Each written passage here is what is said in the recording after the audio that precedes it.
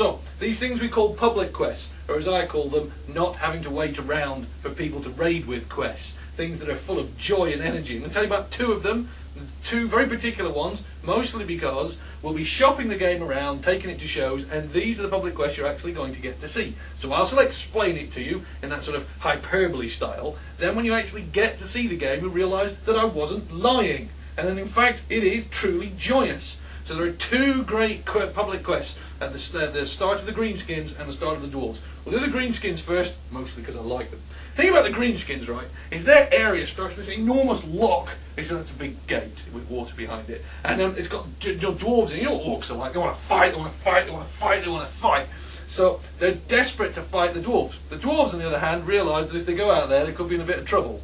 And they need to make sure that they're defended and they're looked after. So what the orcs are going to figure out is how to get the dwarves out.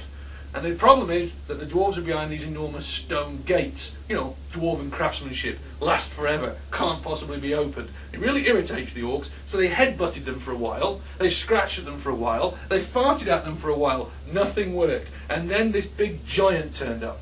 And the great thing about giants in Warhammer is actually they'll fight for anyone as long as you get them drunk. I mean, that's basically a giant, huge, lumbering drunkard. So, the giant's there and he's bumbling around and he's got these squigs. You know how great squigs are. They're bouncing around his feet and they're irritating him. So you kill the squigs and get rid of those. And then you have to get the giant drunk, find the barrels of beer, pour them down his throat until he's absolutely smashed off his face. Then you get hold of one of these big bombs, one of the big naval bombs that the dwarves have built. You know, those big sea mines that they have. And the idea is they get the giant to pick up the bomb and sort of roll the bomb towards the gates.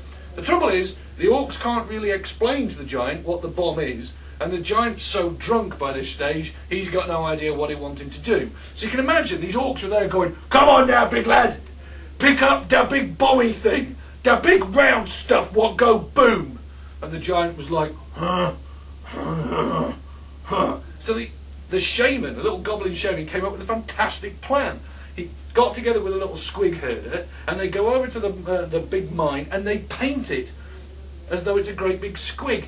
And so it's this big orange squig with teeth and eyes, and it's sort of sitting there. Now when they get the giant really drunk, they go, "Oi, big lad, pick up the big squig."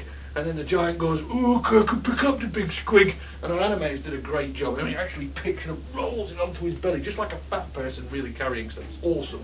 And it waddles about with the big mine, and it goes over to this like enormous bridge that you can't get onto, and sort of rolls it down there. It blows up. Well, obviously, that drives the dwarves completely mental. And they come storming out. And they don't just come out in a few of them, no.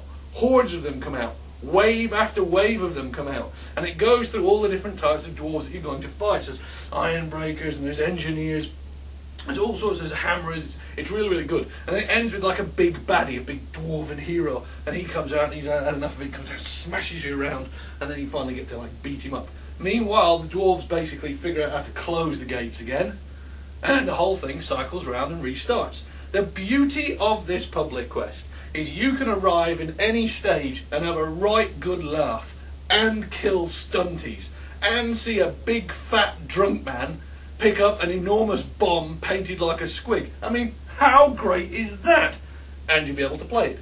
But that's not all. We also have the Dwarven Public Quest. Now, the Dwarven Public Quest is not the sort of shameless comic gaggery that we just did for Greenskins. No, no, no, no. This one builds on the actual idea and concepts interwoven within Warhammer, while still having mindless violence at its core.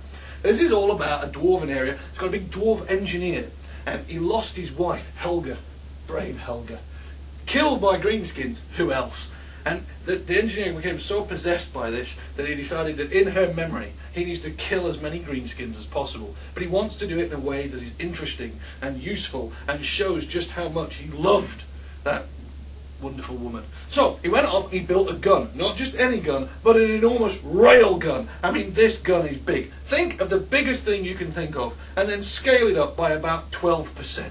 I mean, it's enormous. It's got this big row of cannonballs outside it. Some have got dwarven runes on. One of them's got like a squig herder chained to it, and it's very, very silly. The gun is so big that it fires so far that you can't actually see where it's targeted. There's like an enormous valley, and there's this haze, and so the dwarves are stuck with this problem. They've got this enormous gun, but they've got no way of sighting it. So you wander through the level, and go over the bridges, and you kill everything, and you push what do you call it, barrels off bridges. They blow things to pieces. Fabulous.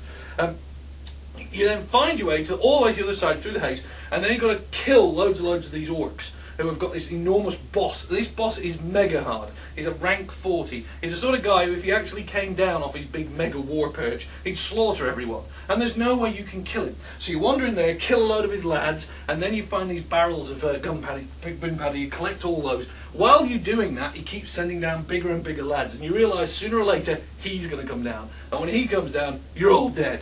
But you've got dwarven technology on your side. Get enough of these barrels, kill enough of these guys, and these dwarven engineers run into the middle of the encampment, and they set up this big signal flare using the rune of accuracy, and it goes whoosh, flies way up into the sky, 40, 50 feet, and then explodes, making this beautiful dwarven rune, perfect in geometric detail, I can tell you. And then if you're way over at Helga, you can see this big rune go bum, and then Helga trundles into life, big operatic movements. It's great. You should actually stay and watch Helga fire. She's marvellous. And then there's this guy called Crossmire. He did all the special effects for Helga. She rocks. And then way over where the rune went up, you hear this whistling. It's sort of like World War II doodlebug thing. You sort of hear this, and then it hits, and an entire mountainside collapses. I'm talking the cloud of smoke, the rings, it's a tremendous sight to see. And you know what makes you feel proud being a dwarf? I mean, you might be small, you might have a dirty beard, you might have no gold, but by hell, you can blow up half a mountain and drop it on a big orc boss. I mean, how cool's that? So, public quests, they're not just a good idea, they're actually fabulously well realised. That's it for this month. Stay tuned for more podcasts. See them first in the Warhammer Online Age of Reckoning newsletter.